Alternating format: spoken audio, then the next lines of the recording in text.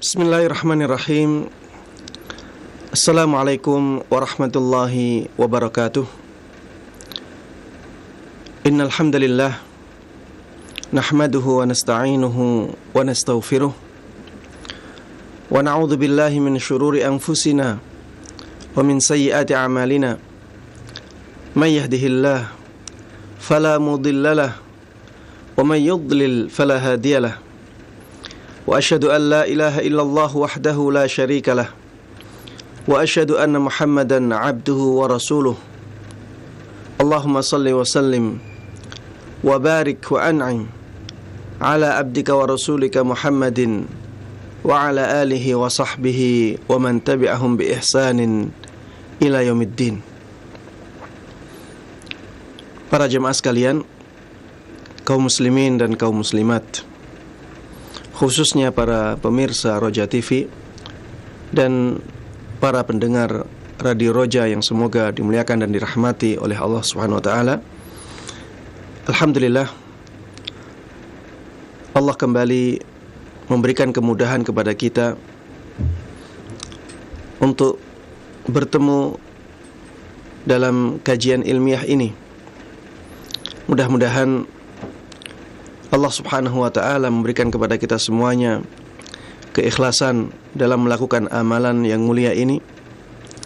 Dan mudah-mudahan Allah Subhanahu wa ta'ala memberikan kepada kita semuanya ilmu yang berkah dan manfaat untuk kita semuanya di dunia ini. Dan mudah-mudahan ilmu tersebut juga berkah dan bermanfaat untuk kita semuanya di akhirat nanti.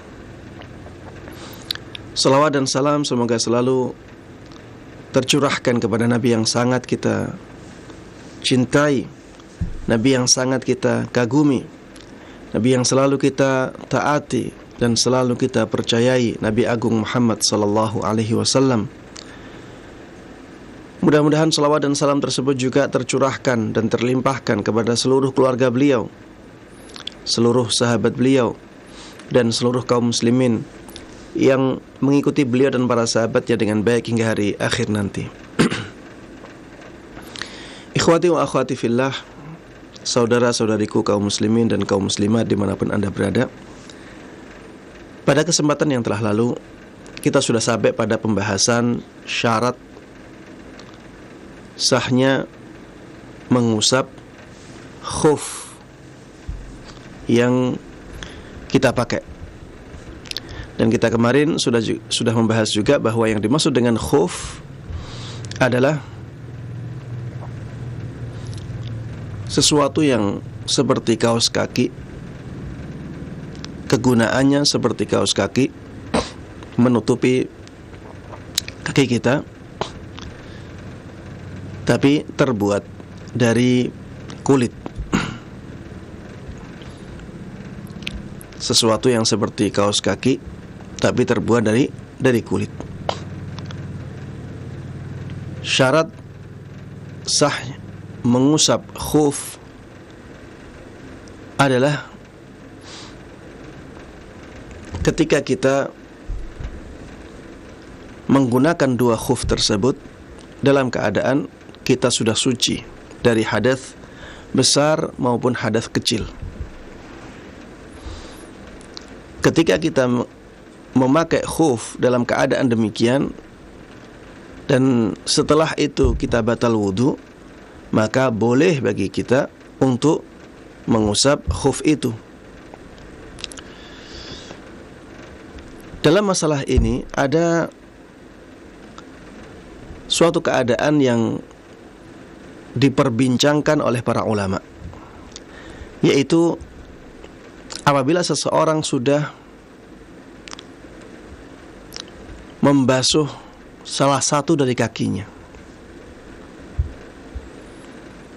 kemudian setelah itu dia langsung memakaikan khuf di kaki kanannya, setelah itu membasuh kaki kirinya dan memakaikan khuf untuk kaki kirinya. Apakah seperti ini dibolehkan? Maksudnya, apakah setelah itu apabila dia ingin mengusap khuf, maka dibolehkan bagi dia untuk mengusap khufnya? Karena orang ini dalam kenyataan, ya orang ini sebenarnya ketika memakai khuf, kaki yang satunya belum suci karena belum dibasuh. Ketika dia memakaikan khuf untuk kaki kanannya, kaki kirinya masih belum suci. Makanya para ulama ada perbedaan pendapat dalam keadaan seperti ini. Ada yang tidak mempermasalahkannya, ada yang mempermasalahkan. Ada yang mengatakan walaupun keadaannya demikian, maka dia dibolehkan untuk mengusap khuf setelah itu. Ada yang mengatakan tidak boleh, karena syaratnya kita ketika memakai khuf, maka keadaan dua kaki kita sudah suci. Karena Rasulullah sallallahu alaihi wasallam mengatakan, fa inni adkhaltuhuma tahirataini. Karena sesungguhnya aku memasukkan kedua kaki ke dalam khuf dalam keadaan keduanya sudah suci. Dalam keadaan keduanya telah suci, berarti telah dibasuh. Dua-duanya sudah dibasuh. Sedangkan orang yang melakukan seperti ini, dia membasuh kaki kanannya ketika wudu, kemudian memakai khuf untuk kaki kanannya, kemudian setelah itu membasuh kaki kirinya, baru memakaikan khuf untuk kaki kirinya. Orang seperti ini tidak memasukkan kedua kakinya ke dalam khuf dalam keadaan keduanya sudah suci, sehingga tidak memenuhi syarat ini. Ya. Namun wallahu taala alam, saya memilih pendapat atau menguatkan pendapat yang mengatakan bahwa yang seperti itu tidak masalah, ya.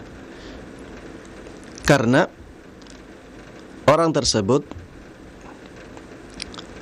memasukkan kedua kakinya dalam keadaan sudah dibasuh, dalam keadaan sudah disucikan.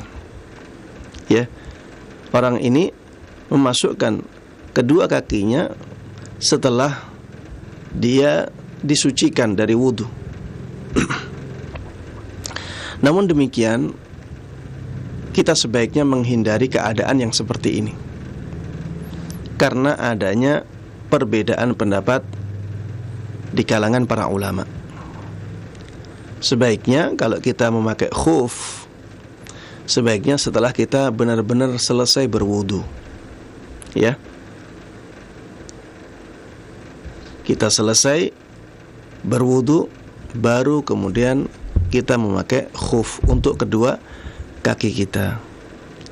Jangan tergesa-gesa. Daripada kita masuk dalam masalah, daripada kita masuk dalam perbedaan pendapat di kalangan para ulama, lebih baik kita keluar dari masalah, keluar dari perbedaan pendapat di kalangan para ulama. Taib. Masalah yang berkaitan dengan khuf juga yang banyak dibahas oleh para ulama. Apakah kita dibolehkan mengusap khuf yang sudah berlubang? Kalau misalnya ada khuf yang sudah berlubang saking lamanya, apakah masih dibolehkan untuk kita usap? Ini permasalahan yang diperselisihkan oleh para ulama. Ada yang mengatakan sudah tidak boleh diusap lagi, karena ada bagian yang tidak tertutup oleh khuf, dan bagian yang tidak tertutup itu harusnya dibasuh, bukan diusap. Dan kalau berkumpul antara basuhan dan usapan, maka yang dimenangkan adalah basuhannya, karena itu yang asal, itu yang asli. Kewajiban asli pada kaki kita adalah basuhan, bukan usapan. Usapan itu menjadi boleh ketika seseorang memakai khuf. Sekarang khufnya berlubang dan terlihat ada bagian yang tadinya wajibnya itu dibasuh. Maka khuf tersebut kalau berlubang tidak boleh dibasuh, tidak boleh diusap.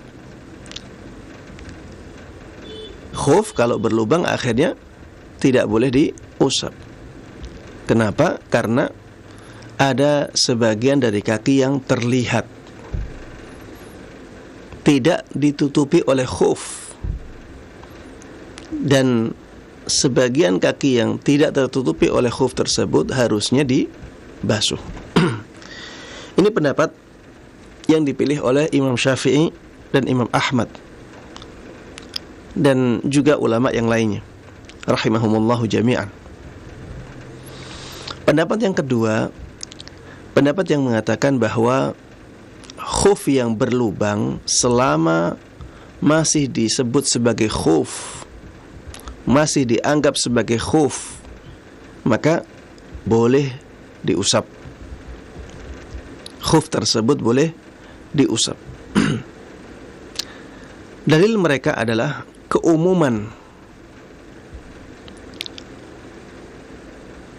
dibolehkannya mengusap khuf. Dalil-dalil yang umum yang membolehkan kita memakai khuf.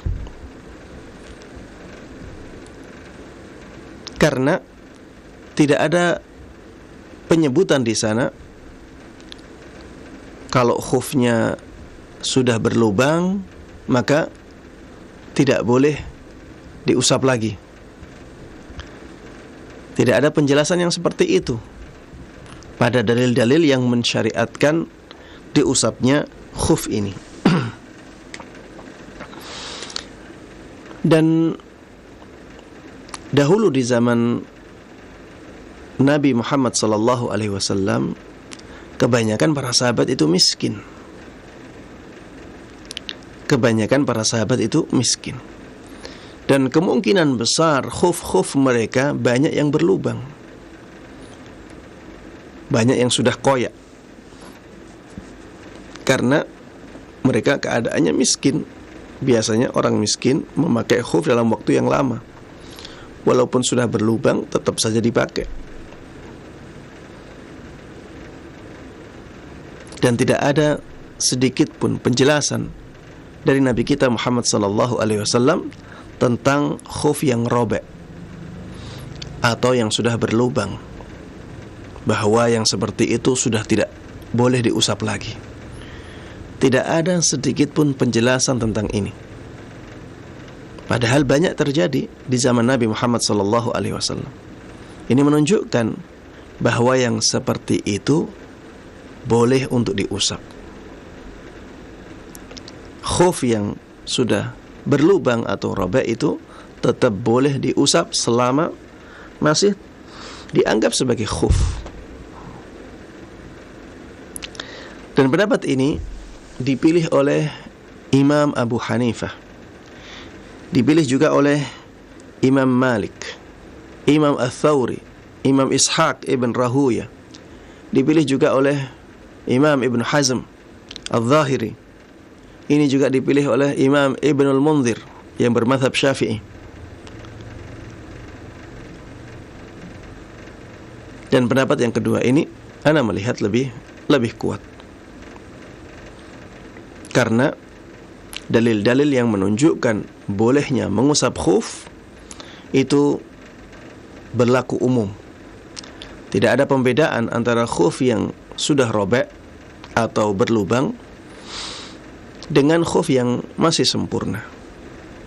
Padahal di masa Nabi kita Muhammad SAW banyak khuf yang robek atau berlubang karena lamanya dipakai. Wallahu ta'ala a'lam. Para jemaah sekalian rahimani wa rahimakumullah, permasalahan yang selanjutnya yang berkaitan dengan membasuh khuf ini adalah bagian mana yang wajib dibasuh, bagian mana yang wajib diusap pada khuf ini. Apakah bagian atasnya ataukah di bagian bawahnya? Para ulama juga berbeda pendapat dalam masalah ini. Adapun yang bagian atas, mereka mewajibkan semuanya. Yang bagian atas khuf, para ulama tidak ada khilaf, itu diwajibkan. Adapun yang bagian bawah, apakah boleh diusap ataukah tidak, ini diperselisihkan oleh para ulama. Ada yang mengatakan dianjurkan, ada yang mengatakan tidak. Baik, mana yang lebih kuat untuk yang bagian bawah? Maka jawabannya, yang paling kuat dalam masalah ini adalah tidak disyariatkan untuk mengusap bagian bawah khuf. Adapun bagian yang atas, maka itu wajib diusap. Berapa kali usapannya? Jawabannya hanya sekali saja.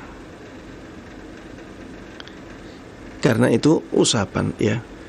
Dalam masalah wudu, ya, semua yang diusap itu sekali, ya. Semua yang diusap itu sekali. Seperti misalnya mengusap kepala, maka tidak disunahkan untuk mengusap 3 kali. Yang disyariatkan adalah mengusapnya hanya sekali. Mengusap telinga juga demikian, hanya sekali saja. Begitu pula dengan mengusap khuf, ini hanya sekali. Tidak disyariatkan untuk diusap sampai 3 kali. Dalam masalah tayamum juga demikian. Tayamum adalah dengan mengusap bagian-bagian tubuh tertentu, ya, mengusap kepala dan mengusap telapak tangan. Itu pun hanya sekali. Tidak disyariatkan untuk diusap lebih dari sekali. Baik. Hal ini berdasarkan perkataan sahabat Ali ibn Abi Thalib radhiyallahu taala anhu. Perkataan sahabat Ali ini menunjukkan bahwa yang disyariatkan untuk diusap itu bagian atasnya, bukan bagian bawah. Yang disyariatkan untuk diusap itu bagian atas khuf, bukan bagian bawahnya. Beliau pernah mengatakan, "Lau kana ad-dinu bir-ra'yi lakana asfalul khuffi aula bil mashi min a'lah. Laqad ra'aitu Rasulullah sallallahu alaihi wasallam yamsahu ala zahiri khuffaihi." Seandainya agama ini hanya berlandaskan akal saja, hanya berlandaskan logika saja, maka harusnya bagian bawah khuf itu lebih pantas untuk diusap daripada bagian atasnya. Harusnya bagian bawah khuf itu lebih pantas untuk diusap daripada bagian atasnya. Kenapa? Karena yang biasanya kotor itu yang bagian bawahnya. Karena dialah yang dipakai untuk berjalan. Ya, ketika seseorang memakai khuf, itu biasanya kalau dia dipakai untuk jalan di jalan-jalan, ya, maka kemungkinan yang kotor itu yang bawah, bukan yang atas. Kemungkinan yang kotor itu yang bawahnya, bukan atasnya. Maka yang lebih pantas untuk diusap harusnya yang bagian bawahnya, bukan bagian atasnya. Tapi ternyata Rasulullah Sallallahu Alaihi Wasallam dahulu mengusap bagian atasnya, bukan bagian bawahnya. Sahabat Ali ibn Abi Thalib radhiyallahu taala anhu mengatakan, "Laqad ra'aitu Rasulullah sallallahu alaihi wasallam yamsahu ala zahiri khuffaihi."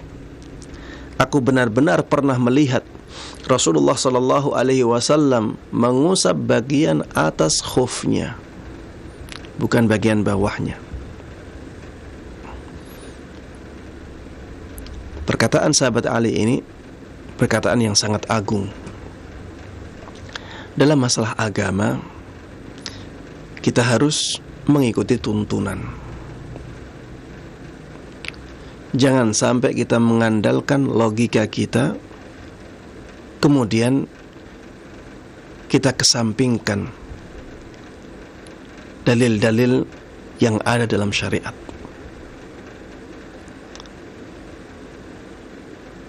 Dalam masalah agama, kita harus berjalan sesuai dengan wahyu. Baik wahyu tersebut berupa Al-Quran maupun berupa hadis Nabi Muhammad sallallahu alaihi wasallam. Disinilah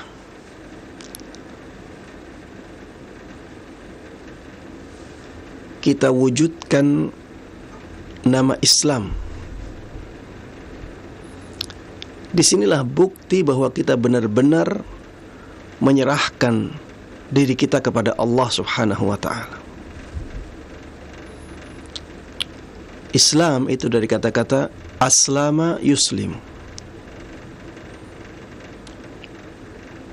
menyerahkan diri kepada Allah Subhanahu wa ta'ala.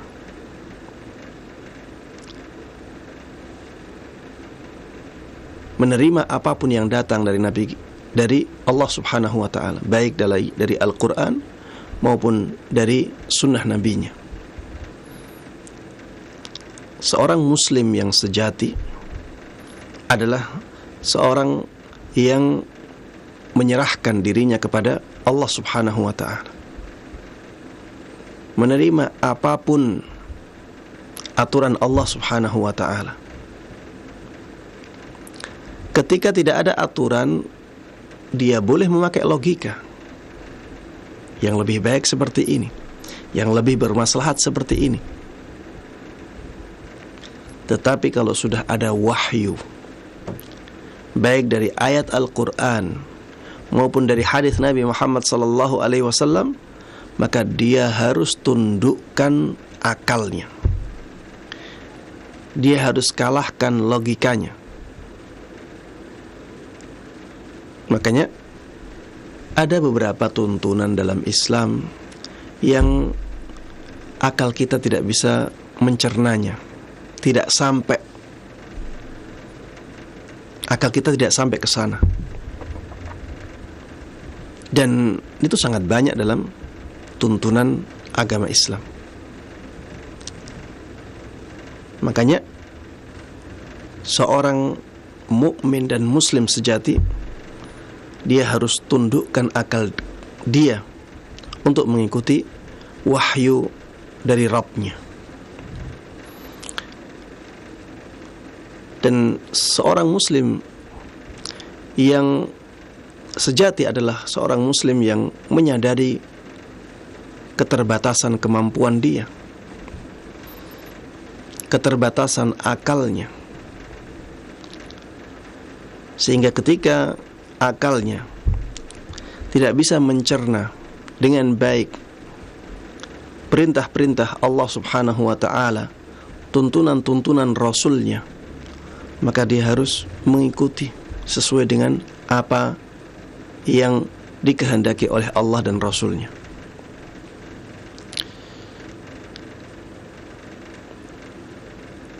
Lau kana ad-dinu bir-ra'i lakana asfalul khuffi awla bil mashi min a'la.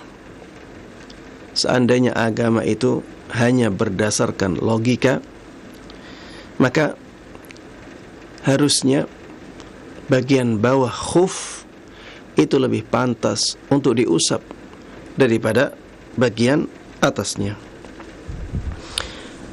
Taib. Pembahasan yang berikutnya adalah pembahasan tentang kapan seseorang sudah tidak boleh lagi mengusap khufnya. Kapan seseorang sudah tidak boleh lagi mengusap khufnya? Jawabannya, seseorang tidak boleh lagi mengusap khufnya apabila ada 3 keadaan. Apabila dia berada di salah satu dari 3 keadaan ini. Keadaan yang pertama adalah ketika seseorang junub, ketika seseorang berhadas besar, ketika dia diwajibkan untuk mandi, maka ketika itu dia sudah tidak boleh lagi mengusap khufnya, karena yang diwajibkan bagi dia adalah mandi. Dan ketika mandi, tidak boleh seseorang mengusap khuf. Ketika mandi, dia harus membasahi semua badan dia. Makanya sudah tidak boleh mengusap khufnya lagi. Hal ini berdasarkan hadis Safwan ibn Assal radhiyallahu taala anhu. Beliau mengatakan, kana Rasulullah sallallahu alaihi wasallam ya'muruna idza kunna safara alla nanzi'a khifafana 3 ayyamin wa layaliyahunna illa min janabah. Dahulu Rasulullah sallallahu alaihi wasallam memerintahkan kita ketika kita melakukan safar agar kita tidak melepas khuf-khuf kita selama 3 hari 3 malam, kecuali apabila kita dalam keadaan jinabah, dalam keadaan hadas besar. Maka ini menunjukkan bahwa ketika seseorang kedatangan hadas besar, maka dia tidak dibolehkan untuk mengusap khufnya, karena yang diwajibkan kepada dia adalah mandi. Dan mandi itu harus dengan basuhan, bukan dengan usapan. Taib. Keadaan yang kedua adalah habisnya masa untuk mengusap khuf. Habisnya masa untuk mengusap khuf. Kemarin kita sudah bahas bahwa mengusap khuf itu ada batas waktunya. Untuk seorang yang mukim, maka batas waktunya sehari, semalam. Untuk seorang yang musafir, maka batas waktunya 3 hari, 3 malam. Kalau seseorang sudah melewati batas waktu ini, maka dia sudah tidak boleh lagi mengusap khuf. Seorang yang mukim, dia dibolehkan mengusap khuf ketika masih dalam batas waktu 24 jam. Kalau sudah melebihi 24 jam, maka dia tidak boleh lagi mengusap khufnya. Tapi apakah otomatis batal? Maka jawabannya tidak. Apakah otomatis wudunya batal? Jawabannya tidak. Jadi dia sudah tidak boleh lagi mengusap khufnya. Bukan berarti wudunya batal. Misalnya, ada seorang yang mukim, dia bukan seorang musafir. Dia di rumahnya. Dia berwudu, setelah berwudu dia memakai khuf. Setelah berwudu dia memakai khuf. Kemudian kita misalkan wudunya dia di jam 12 siang. Wudunya dia di jam 12 siang.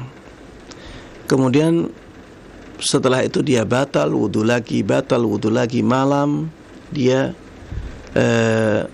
tidur membatalkan wudu, ya. Dia paginya wudu lagi dengan mengusap khufnya, tidak ada masalah. Sampai di jam 12 siang. Sampai di jam 12 siang dia misalnya belum batal wudunya. Taib, di jam 12 siang misalnya dia diwajibkan untuk sholat duhur. Apakah dia boleh sholat duhur? Jawabannya boleh, dengan memakai khuf itu, karena wudunya belum batal. Tapi apakah ketika wudu, misalnya jam 12:01, apakah ketika dia wudu dia dibolehkan mengusap khuf? Jawabannya tidak boleh, karena waktunya sudah habis. Waktu mengusap khufnya sudah habis, tapi dia belum batal wudunya, sehingga dia masih dibolehkan untuk sholat. Tapi kalau wudu dia harus membasuh kakinya. Seorang musafir juga demikian. Kalau misalnya sudah 3 hari 3 malam, maka dia sudah tidak boleh lagi mengusap khufnya. Tapi bukan berarti kalau dia masih dalam keadaan wudu otomatis wudunya batal, tidak. Jadi habisnya masa atau waktu untuk mengusap khuf itu tidak membatalkan wudu,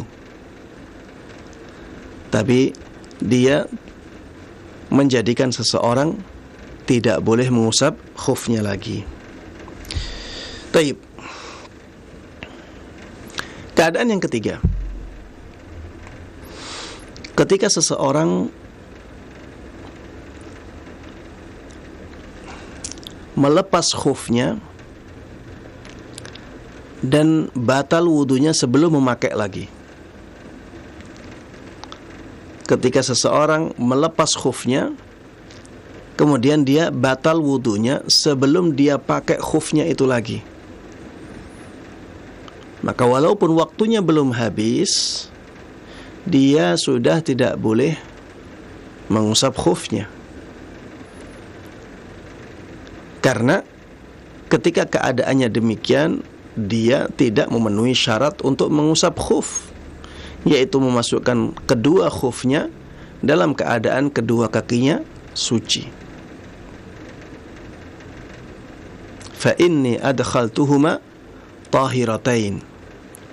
Sesungguhnya aku memasukkan kedua kakiku dalam khuf itu dalam keadaan kedua kakiku suci. Syarat ini tidak terpenuhi ketika seseorang sudah melepas khufnya, kemudian setelah itu dia batal wudunya sebelum dia memakai khufnya lagi. Maka misalnya ya, apabila ada orang wudu di jam 12 siang, setelah dia berwudu dia memakai khufnya, kemudian setelah itu jam 5 dia copot khufnya. Setelah itu jam 5 sore dia copot khufnya dan batal sebelum dia memakai khufnya lagi. Maka apabila keadaannya demikian, dia tidak boleh mengusap khufnya. Berbeda kalau misalnya jam 5 dia copot khufnya, jam 5:30 dia pakai lagi dalam keadaan dia belum batal wudunya, maka dia masih dibolehkan untuk mengusap khufnya lagi. Ya, keadaan yang ketiga ini adalah keadaan di mana seseorang melepas khufnya kemudian dia batal sebelum dia memakainya kembali. Inilah 3 keadaan yang menjadikan seseorang tidak boleh mengusap khufnya lagi. Yang pertama, keadaan jinabah, ketika hadas besar datang, ya.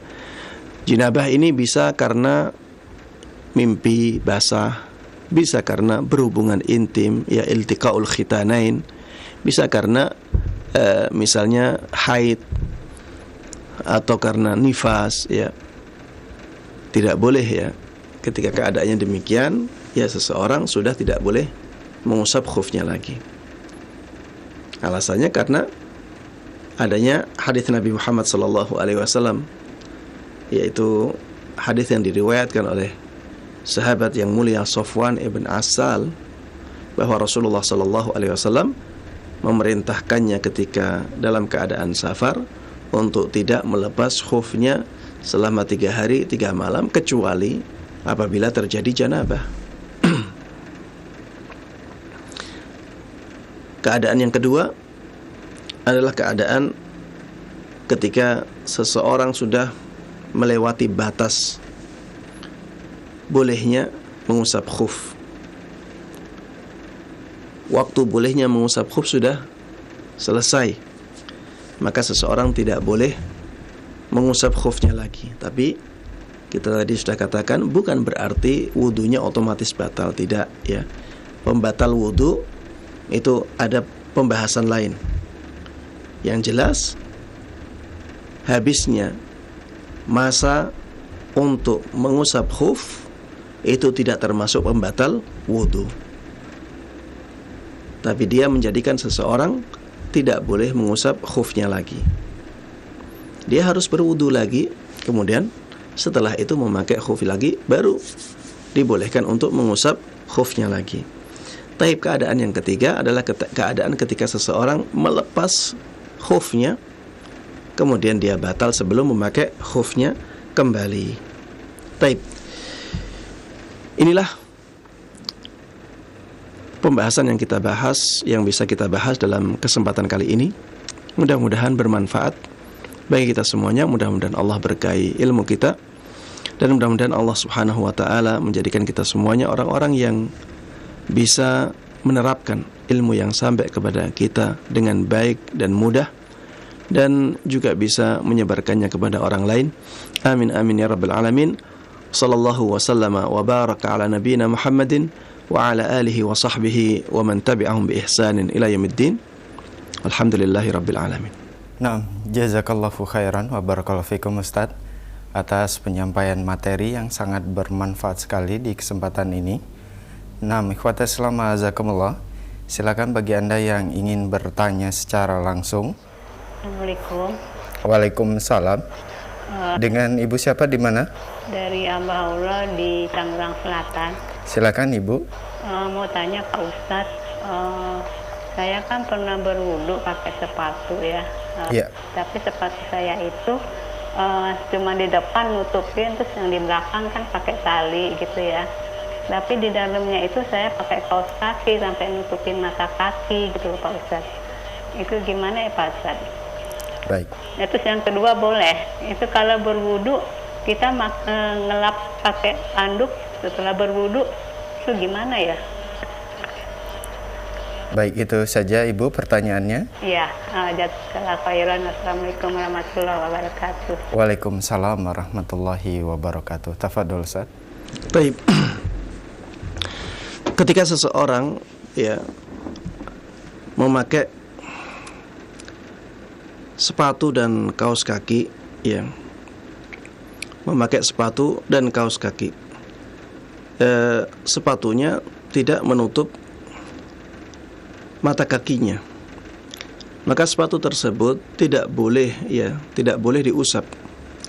Yang boleh diusap adalah kaos kakinya, karena sepatunya tidak memenuhi syarat untuk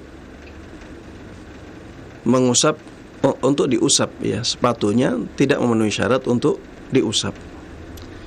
Jadi yang boleh diusap adalah sesuatu yang menutupi kaki kita sampai mata kaki. Bisa berupa khuf, bisa berupa sepatu, bisa juga berupa kaos kaki. Dan sepatu dan kaos kaki kita akan bahas untuk di pertemuan berikutnya insyaallah. Ya, yang sudah kita bahas adalah masalah khuf. Dan itu semuanya ya ada syaratnya, yaitu menutupi kaki sampai ke kedua mata kaki. Apabila tidak sampai menutupi kedua mata kaki, maka tidak boleh untuk diusap. Taib. Pertanyaan yang kedua adalah penggunaan handuk untuk mengeringkan air setelah berwudu. Apakah ini dibolehkan? Jawabannya boleh, ya, tidak ada masalah. Dahulu Rasulullah SAW juga pernah melakukannya, dan itu tidak makruh, ya, tidak kita katakan itu makruh karena menghilangkan athar wudu. Tidak kita katakan demikian. Kenapa? Karena dahulu pernah dilakukan oleh Rasulullah SAW. Dan sesuatu yang pernah dilakukan oleh Rasulullah SAW tidak kita katakan itu makruh apabila keadaannya keadaan yang biasa. Ya. Keadaannya keadaan yang biasa. Rasulullah SAW dahulu pernah melakukan hal tersebut dan keadaan beliau tidak terdesak, ya, tidak sangat membutuhkan itu, tidak, ya, keadaan biasa beliau melakukannya. Dan yang seperti ini tidak bisa kita katakan hukumnya makruh. Berbeda ketika Rasulullah SAW melakukannya dalam keadaan terdesak, padahal di sisi lain beliau melarang. Ketika keadaannya seperti itu, maka bisa kita katakan kalau tidak ada hajah itu jadi makruh. Tapi kalau ada hajah, ada kebutuhan yang mendesak, maka kemakruhannya hilang. Wallahu ta'ala alam. Nah, jazakallahu khairan wa barakallahu fikum Ustaz atas jawaban yang disampaikan. Semoga bermanfaat untuk ibu yang telah bertanya. Dan kami beralih ke pertanyaan melalui pesan singkat di kesempatan ini. Baik, dari hamba Allah di Bekasi. Assalamualaikum warahmatullahi wabarakatuh. Ustadz, apakah mengusap kepala yang tertutup jilbab saat berwudu bisa disamakan dengan hukum mengusap khuf? Mohon penjelasannya Ustadz. Jazakallahu khairan.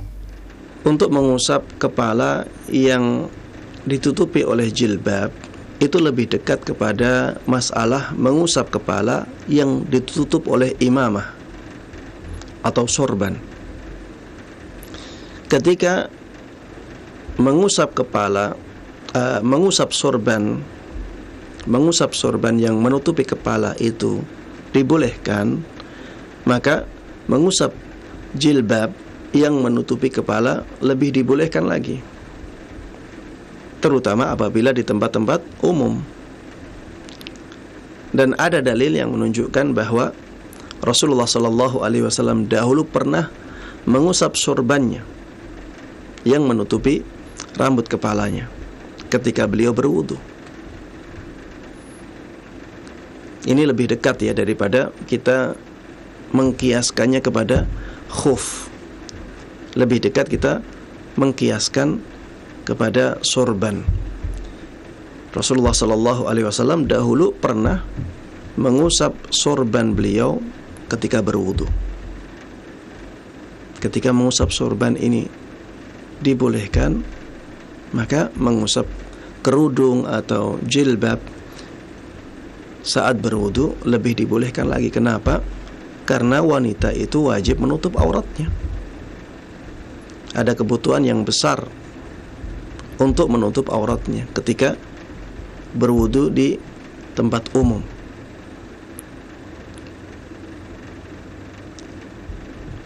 Berbeda dengan laki-laki. Berbeda dengan laki-laki. Kebutuhan mengusap sorban itu lebih ringan daripada kebutuhan mengusap jilbab apabila di muka umum.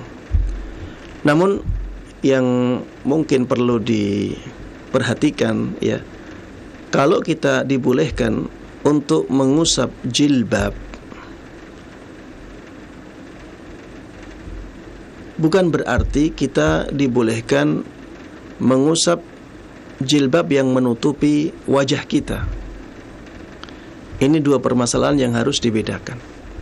Saat mengusap kepala, kita boleh mengusap jilbab yang menutupi kepala kita. Tapi bukan berarti kita dibolehkan untuk mengusap bagian-bagian jilbab yang menutupi bagian-bagian wajah kita. Karena ya, seorang muslimah yang memakai jilbab, maka ada jilbab, bagian-bagian jilbab yang menutupi bagian wajah ya. Maka tetap harus dibasuh bagian wajahnya yang berada di balik atau di bawah kain jilbab yang menutupi bagian wajah. Tidak boleh yang dibasuh hanya kain yang menutupi wajahnya. Kenapa harus dibedakan? Karena untuk mengusap jilbab yang menutupi kepala itu ada dalilnya. Adapun untuk membasuh jilbab yang menutupi bagian wajah, maka tidak ada dalilnya. Inilah pembedanya. Maka harus diperhatikan hal ini ya. Sisi ini harus diperhatikan. Ketika berwudu di muka umum, seorang wanita ketika membasuh wajahnya, dia harus membasuh semua bagian wajahnya, baik yang tertutupi jilbab ataupun yang tidak tertutupi jilbab. Adapun untuk membasuh rambut di kepalanya, maka boleh adapun untuk rambut di kepalanya, maka dia dibolehkan untuk mengusap jilbabnya yang menutupi rambutnya, karena adanya dalil yang membolehkan hal tersebut. Wallahu ta'ala a'lam. Nah, jazakallahu khairan wa barakallahu fikum Ustaz atas jawaban yang disampaikan. Semoga bermanfaat untuk penanya yang berada di Bekasi. Masih pertanyaan melalui pesan singkat kembali dari hamba Allah. Assalamualaikum warahmatullahi wabarakatuh Ustaz. Ada beberapa pertanyaan yang masuk di kesempatan ini. Di antaranya Ustaz, apa perbedaan membasuh dengan mengusap? Dan apakah membasuh berarti airnya harus dikucurkan ke bagian yang dibasuh?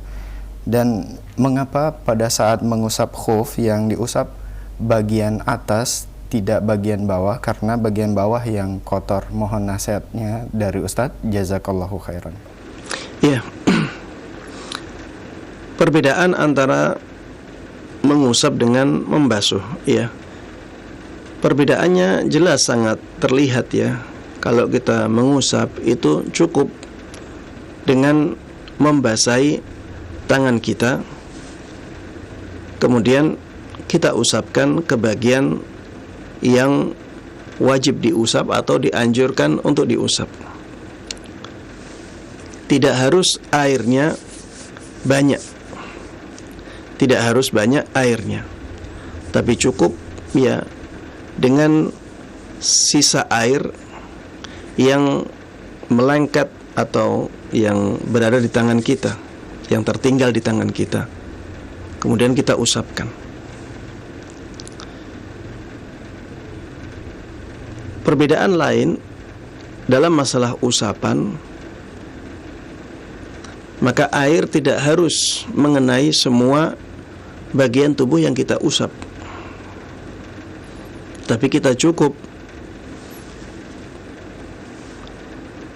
menjalankan tangan kita, ya meratakan tangan kita ke bagian-bagian tersebut. Misalnya ketika mengusap kepala, ya kita jalankan tangan kita ke seluruh kepala kita. Walaupun nantinya ada bagian-bagian dari kepala kita yang tidak terkena usapan, maka tidak ada masalah. Tidak seketat basuhan. Tidak seketat basuhan. Begitu pula ketika mengusap telinga. Ketika mengusap telinga, kita berusaha untuk mengusap semua telinga kita, tapi yang jelas di sana ada bagian telinga yang tidak terkena usapan tersebut, maka tidak ada masalah, karena itu usapan. Begitu pula dengan mengusap khuf. Kalau kita mengusap khuf bagian atasnya, tidak harus semua bagian atas itu terkena usapan kita, tapi cukup kita menjalankan tangan kita ke atas khuf kita. Kalau ada bagian-bagian yang terlewati, maka tidak ada masalah, lebih ringan. Kalau basuhan, maka airnya harus lebih banyak. Ya, basuhan airnya harus lebih banyak. Tidak harus airnya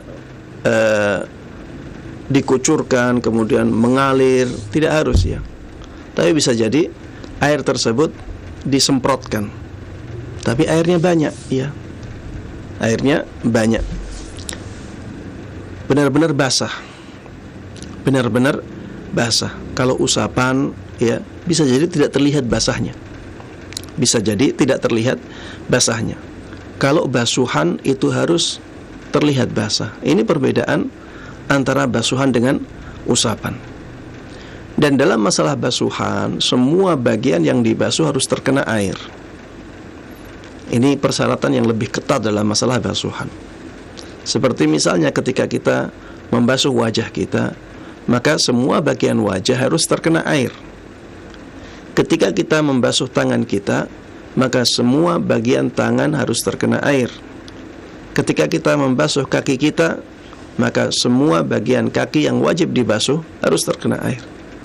Makanya Rasulullah SAW ketika melihat ada orang yang meninggalkan sebagian kecil dari kakinya, dari tumitnya yang tidak terkena air, beliau mengatakan, wailun lil a'qabi minan nar. Sungguh celaka tumit-tumit yang tidak terkena air, dia akan masuk neraka. Ya, celaka bagi tumit-tumit karena akan terkena api neraka. Itu dikatakan oleh Rasulullah SAW ketika beliau melihat ada beberapa tumit yang tidak terkena air, dan tumit itu bagian kecil dari kaki. Dalam masalah basuhan, persyaratannya lebih ketat ya. Semua yang dibasuh harus terkena air ya. Dan yang dibasuh itu harus benar-benar basah ya. Harus benar-benar terlihat basah, berbeda dengan usapan. Wallahu taala a'lam. Nah, pertanyaan yang berikutnya tadi Ustaz berkaitan dengan mengusap khuf, mengapa yang diusap itu hanya bagian atas saja, tidak bagian bawah, sementara yang kotor itu di bagian bawahnya, Ustaz? Mohon nasihatnya. Ya, inilah yang dikatakan oleh sahabat Ali ibn Abi Thalib radhiyallahu taala anhu, "Lau kana ad-dinu bir-ra'yi lakana asfalul khuffi aula bil mashi min a'la." Seandainya agama Islam ini hanya berdasarkan logika saja, maka harusnya bagian bawah khuf itu lebih pantas untuk diusap daripada bagian atasnya. Itulah syariat Islam. Syariat Islam mengajarkannya demikian. Maka kita harus melakukannya sesuai dengan tuntunan. Walaupun kadang-kadang logika kita tidak sampai ke sana. Kita harus suudzon kepada logika kita dan husnudzan kepada wahyu Allah Subhanahu wa ta'ala. Dan banyak ya sisi-sisi Islam yang tidak bisa kita cerna dengan akal kita. Ya seperti misalnya di dalam sholat, kenapa hanya 5 kali? Ini tidak bisa kita cerna dengan akal kita. Kenapa harus 5 kali? Kenapa tidak 4 kali saja atau 3 kali saja? Cukup 3 kali subuh, zuhur, sama maghrib. Kenapa tidak seperti itu? Atau kenapa tidak 9 kali saja? Maka dalam keadaan yang seperti ini, akal kita tidak bisa mencernanya dengan baik, maka kita katakan, kita tinggalkan akal kita ketika itu, dan kita ambil wahyu Allah Subhanahu wa ta'ala. Kita mengikuti jalannya wahyu. Sama dengan bentuk sholat kenapa seperti itu? Kenapa bentuk sholat itu ada rukuknya? Kenapa dari berdiri tidak langsung sujud misalnya? Kenapa sujudnya 2 kali? Kenapa enggak sekali saja sebagaimana rukuk sekali? Kenapa sujudnya 2 kali? Kemudian kenapa yang dibaca bacaan-bacaan seperti itu? Kenapa Allahu Akbar bukan Allahu A'zam? Dua-duanya sama, Allahu Akbar, Allah Maha Besar, Allahu A'zam, Allah Maha Agung. Kenapa tidak boleh diganti? Kenapa harus Allahu Akbar? Kenapa tidak La ilaha illallah saja? Sama-sama mengingatkan seseorang kepada Allah Subhanahu wa ta'ala. Kenapa yang dibaca ketika duduk itu tasyahud? Kenapa tidak membaca surat dalam Al-Quran saja? Kenapa ketika sujud kita tidak boleh membaca ayat Al-Quran? Padahal ayat Al-Quran adalah sesuatu yang sangat mulia. Ada hal-hal yang seperti ini, kita tidak bisa mencernanya dengan baik. Maka sebagai seseorang yang mengaku muslim, menyerahkan dirinya kepada Allah Subhanahu wa ta'ala, kita harus benar-benar menjalankan sesuai dengan apa yang diinginkan oleh Allah Subhanahu wa ta'ala. Ketika kita tahu alasannya, tahu hikmahnya, alhamdulillah. Tapi ketika kita tidak tahu hikmahnya, maka kita harus tunduk. Harus tetap tunduk sesuai dengan apa yang diinginkan oleh Allah Subhanahu wa ta'ala. Itulah bukti keislaman kita, bahwa kita benar-benar menyerahkan jiwa raga kita kepada Allah Subhanahu wa ta'ala. Taib, Allah ta'ala alam. Jazakallahu khairan wa barakallahu fikum Ustaz atas jawaban yang disampaikan. Semoga bermanfaat untuk penanya. Dan masih kami buka kesempatan bagi Anda yang ingin bertanya secara langsung. Assalamualaikum Ustaz. Waalaikumsalam warahmatullahi wabarakatuh. Dengan Bapak siapa di mana? Dengan Abu Alif di bawah Ustaz. Silakan Abu Alif. Barakallahu fiik Ustaz. Wa fiik barakallah. Begini, apabila kita telah berwudu, kemudian kita bersentuhan dengan istri kita yang masih mempunyai hadas besar, yang seharusnya dia mandi dulu, apakah wudu kita itu batal, Ustaz?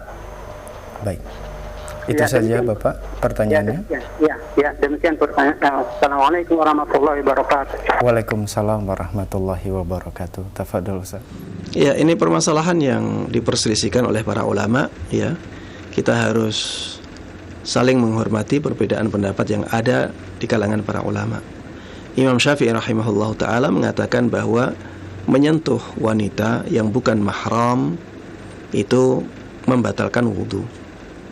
Menyentuh wanita yang bukan mahram itu membatalkan wudu. Dan ini juga ya sudah diungkapkan sebelumnya oleh sahabat yang mulia Ibnu Mas'ud radhiyallahu taala anhu. Dan para ulama yang mengatakan pendapat ini berdalil dengan firman Allah Subhanahu wa taala, "Aula mastumun nisa falam tajidu ma'an fatayammamu sa'idan thayyiba." Atau kalian menyentuh wanita kemudian kalian tidak mendapatkan air, maka bertayamumlah dengan debu yang baik. Baik.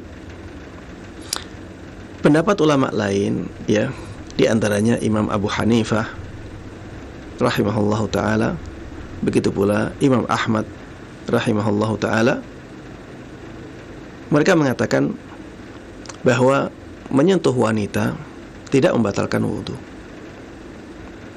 Menyentuh wanita secara mutlak tidak membatalkan wudu.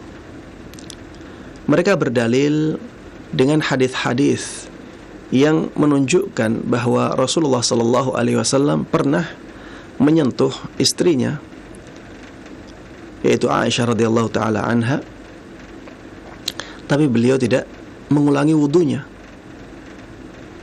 Dan ada beberapa hadis yang menunjukkan hal ini. Mereka juga berdalil dengan keadaan di Haji Wada, ketika itu kaum muslimin sangat ramai, sangat banyak yang tawaf di Baitullah, dan kemungkinan tersentuh, kemungkinan bersentuhannya kulit laki-laki dan wanita ketika itu sangat besar. Tapi tidak ada satupun penjelasan yang membahas masalah ini sama sekali. Tidak ada satu dalil pun yang menjelaskan masalah ini sama sekali. Padahal kemungkinan bersentuhannya kulit antara laki-laki dan perempuan itu sangat besar. Apalagi ketika itu ya, keadaan kota Makkah tidak seperti keadaan di zaman kita. Tempat tawaf tidak sebesar di zaman kita. Ketika itu semuanya masih sangat sederhana, masih sangat sempit, dan kaum muslimin jumlahnya sangat banyak. Ya, ketika haji wada, kaum muslimin jumlahnya sangat banyak. Disebutkan di dalam sebuah athar ya, bahwa ketika itu sahabat Nabi Muhammad SAW berjumlah lebih dari 100.000 yang ikut berhaji bersama Rasulullah SAW, lebih dari 100.000. Kita bisa bayangkan 100.000 ketika tawaf ya. Coba bayangkanlah setengahnya saja, misalnya 50.000 tawaf. Di zaman Nabi Muhammad SAW keadaan masih sangat sederhana. Tempat tawafnya juga masih sangat sempit. Kemungkinan untuk bersentuhan antara kulit laki-laki dan wanita ketika itu sangat besar. Ketika tidak ada penjelasan bahwa itu membatalkan wudu, maka ini menunjukkan ya bahwa bersentuhannya laki-laki dan wanita itu tidak membatalkan wudu. Dan jangan dihubungkan antara masalah ini dengan masalah dosa. Ya, bisa jadi seseorang tidak batal wudunya, tapi dia terjatuh ke dalam dosa. Bersentuhannya kulit laki-laki dan wanita yang disengaja, padahal itu tidak dihalalkan, bersentuhannya tidak dihalalkan, maka ini dosa. Taib. Mana pendapat yang lebih kuat dari dua pendapat ini? Saya secara pribadi menguatkan pendapat yang kedua. Pendapat yang mengatakan bahwa bersentuhannya laki-laki dan wanita itu tidak membatalkan wudu, walaupun wanitanya dalam keadaan hadas besar. Ya, karena dalilnya umum, tidak membedakan antara wanita yang berhadas besar ataupun dia berhadas kecil ataupun tidak berhadas. Tidak ada pembedaan itu. Adapun ayat yang dijadikan sebagai dalil bahwa bersentuhannya laki-laki dan wanita itu membatalkan wudu, yaitu aula mastumun nisa falam tajidu ma'an fatayammamu sa'idan thayyiba, maka ayat itu menjelaskan tentang jima ya. Ayat itu menjelaskan tentang hubungan intim antara laki-laki dan wanita, dan hadas yang dimaksud dalam ayat itu adalah hadas besar, yaitu janabah. Hal ini sebagaimana disampaikan oleh sahabat Ibnu Abbas radhiyallahu taala anhuma ketika menafsiri ayat tersebut. Dan sahabat Ibnu Abbas radhiyallahu taala anhuma bisa diunggulkan dalam masalah tafsir karena beliau mendapatkan doa dari Nabi kita Muhammad sallallahu alaihi wasallam, Allahumma 'allimhu at-ta'wil wa faqihhu fid din. Ya Allah, ajarkanlah kepada sahabat Ibnu Abbas radhiyallahu taala anhuma at-ta'wil, yaitu ilmu tafsir, penafsiran ayat-ayat Al-Qur'an. Wa faqihhu fid din, dan berikanlah dia pemahaman tentang agama yang mendalam. Ini doa Nabi kita Muhammad sallallahu alaihi wasallam kepada sahabat Ibnu Abbas radhiyallahu taala anhuma, sehingga ya penafsiran beliau bisa lebih diunggulkan daripada penafsiran sahabat-sahabat yang lainnya, meskipun mereka semuanya adalah sahabat-sahabat yang mulia. Karena sisi doanya Rasulullah sallallahu alaihi wasallam kepada sahabat Ibnu Abbas radhiyallahu taala anhuma, wallahu taala alam. Demikian yang bisa ana sampaikan dalam jawaban pertanyaan ini, dan jawaban ini menjadi akhir dari pertemuan kita pada kesempatan kali ini. Mudah-mudahan Allah Subhanahu wa taala menjaga kita semuanya. Mudah-mudahan Allah Subhanahu wa taala menyelamatkan kita semuanya dari wabah, utamanya pandemi COVID-19. Dan mudah-mudahan Allah memudahkan kita kembali untuk bertemu dalam kesempatan berikutnya. Amin amin ya rabbal alamin. Dan saya tutup kajian dengan doa kafaratul majlis. Subhanakallahumma wa bihamdik, asyhadu an la ilaha illa anta, astaghfiruka wa atubu ilaik. Wassalamualaikum warahmatullahi wabarakatuh.